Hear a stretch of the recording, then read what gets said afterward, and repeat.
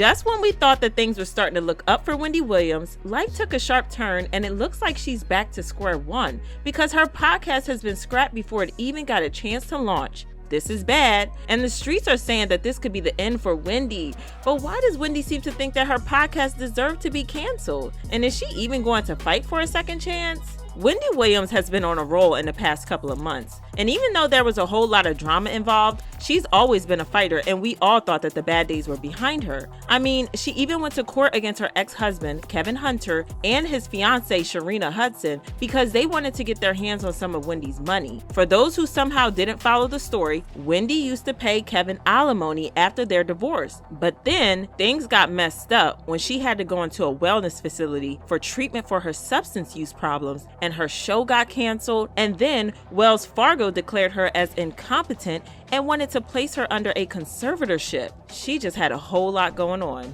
But like I said, our girl Wendy is a fighter. She came out of the wellness facility and jumped right into a legal battle with Wells Fargo to get her money. But then Kevin came crying about how she stopped paying him alimony, how he's gone broke without the alimony, how he's behind on his payments, how he needs knee surgery but can't afford it, and all that nonsense. He basically went on a media rant to try and paint Wendy as the bad guy. And when he realized that people were not on his side, he had the audacity to sue Wendy over her own money. Child, it's the audacity for me. Anywho, the judge quickly realized that Kevin's case had no merit, and according to sources, quote, the judge found that Kevin's request was not emergent and ordered his application to be dismissed without prejudice. The judge also denied Kevin's request for attorney fees to be paid by Wendy. That was a major win for Wendy, but her good luck did not stop there because she also announced that she was going to launch a podcast titled The Wendy Experience, and she was going to film it in her New York City apartment. This announcement had us all in a chokehold because Wendy hasn't been working for about 2 years now. She had issues with her Graves' disease, then her substance abuse, and then she caught COVID. I swear it was like she couldn't catch a break. But when she announced her new podcast, we couldn't wait for it to drop. Love Wendy or hate her, one thing we can't deny is that nobody quite does it like her. The wild thing about this is that Kevin's fiance and former side piece, Sharina, took to her Instagram stories to shade Wendy and accuse her of using her as clout, saying, quote, happy and healthy is all I'm on right now.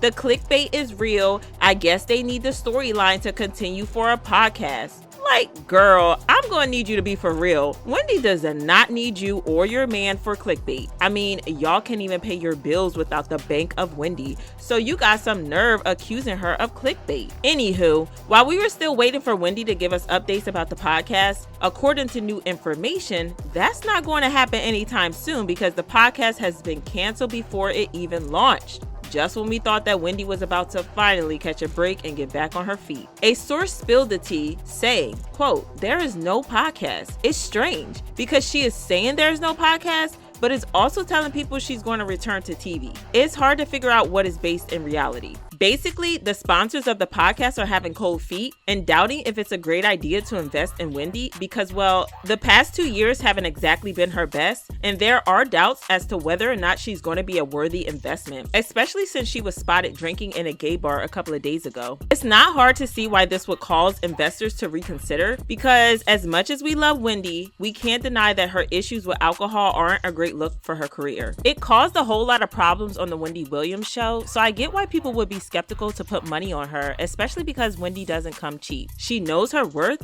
so she's not going to settle for a few dollars. According to page 6, quote, she drank her way from Fresco by Scotto in New York City all the way to the gay bar, the Townhouse. And I don't know about y'all, but that sounds serious for someone who just left a sober house a few months ago. Naughty But Nice podcast host Rob Shooter also revealed how it all went down, saying, we had a bite, we had some drinks, but then when we were getting ready to say goodbye, Wendy didn't really want us to leave. He then claimed that Wendy brought up the idea of going to the bar, the Townhouse, for more drinks. Another witness that was present at the scene pretty much confirmed Rob's claim, saying, quote, she kept saying she wanted to get drunk tonight. She wasn't hiding her drinking. The witness also revealed that Wendy kept talking about how she was going to move to Los Angeles. This is actually concerning because Wendy is publicly declaring that she wants to get drunk. But then, Wendy is a smart woman and she has been in the industry for long enough to know how to do damage control. She could have made a post on social media to deny the claims or call them out for lying and all sorts. Instead, she decided to leave it to her publicist, and what they did was try to spin the news in a way that made her look good. Her publicist, Sean Zanotti,